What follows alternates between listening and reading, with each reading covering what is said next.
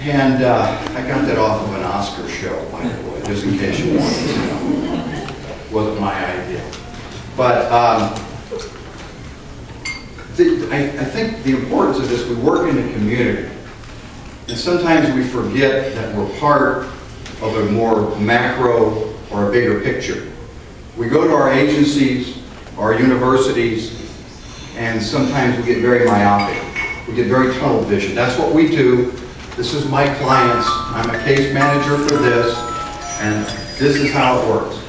But we forget about the part, and my BSW students now, I teach that everything we do in this profession has a ripple effect on everybody else. It's like going out to a lake or a river, or an ocean for you salt life folks, okay? And you throw a rock into it, and you watch the ripples go up, and it crosses the weeds and the trees, and it goes to the bank. And that's what we do as social workers. You are not an island unto yourself, and everything you do works in a systems perspective. And that's what's so very, very powerful and that we have to remember. And that's why these two gentlemen are being recognized this evening. As we would say in the military, they've gone beyond the call of duty. They've been a part of our community that when they retire, the landscape of our community will change forever. And maybe after this award you'll change your mind, Randy. I don't know, but this is really important for me to share this because these two gentlemen, and I'm going to actually have them come up here together, but and you can talk separately.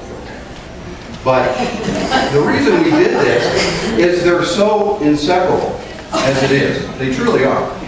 Because they're very powerful together in Washington, D.C., in Tallahassee. And if it wasn't for these two gentlemen, and many others like them, but the power, the synergy of them, the help of veterans and mental health and addictions in Volusia and Flagler County might not be what it is today. I've been in the rooms when these two gentlemen have started worrying about funding cuts and watching them mobilize the troops, if you will. Watching them accomplish things that other service providers cannot do. Move mountains. Watching other agencies, good agencies, fold because they didn't have the vision of these two men. And that's what's so very powerful. I was talking to Mary earlier, and we were just sharing comments on Mary Marr regarding these two gentlemen. And she shared some very interesting things with me. Not only have they had, yeah, I've sucked you into this now, Mary. It's too late. Just better get that PhD because you're going to need it. Okay. But they've got over 40 years, 4 decades of service to our community. Now think about that. A couple of years ago, when I was working for Randy, I went to this house to pick up a donation from a lady at Christmas time. And she was telling me a story about her son.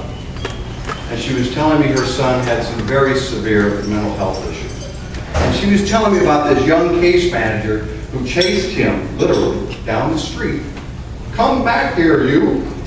We've got the intervention here with you. Or something like that. And that young case manager was Randy Croy. This is her son. And I'm thinking, that was the executive director of my agency? Yeah, that was him. Running down the street after a client to make sure he was safe. So, these two gentlemen can walk the walk and talk the talk. They asked us to do things. I no longer work for Haven, unfortunately, but I've learned so many things from them. It's just absolutely unbelievable. We could talk all night on that. I found that Randy was Chet's first boss. Randy hired Chet. I didn't know that. And he hired him because he liked his shoes. Do you have the same shoes still, Chet? No. Okay. Just check, because it could be your lucky shoes. I wasn't sure. It was kind of interesting because when Chet moved to Florida, many decades ago, if you will. Not that many. He was a history teacher from Ohio State, and there was like nobody hiring history teachers from Ohio State University in Florida. So he started job searching, and that started his role into human services and social services in Volusia and Flagler County. He's been instrumental in building our drug courts that we have here that have helped so many people and changed so many lives. Randy, with the veterans that he's turned around. It's very exciting when you've got a boss and you can pick up the phone and say, I'm going to put a vet in the bed, and he goes, you haven't done it yet? Without any question. Taking care of people is the hallmark, the mantra of these two gentlemen. They have changed lives, and they have changed futures in Volusia and Flagler County, and nationally, because what we used to talk about when we were dealing with people, specifically who have an addiction, it doesn't affect one person, it affects the system. It affects the whole family.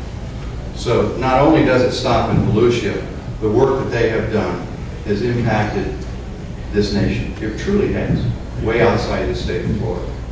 So without further ado, because they're getting sick and tired of hearing this, I would like to introduce our award winners this evening. Lindsay, would you help me, please?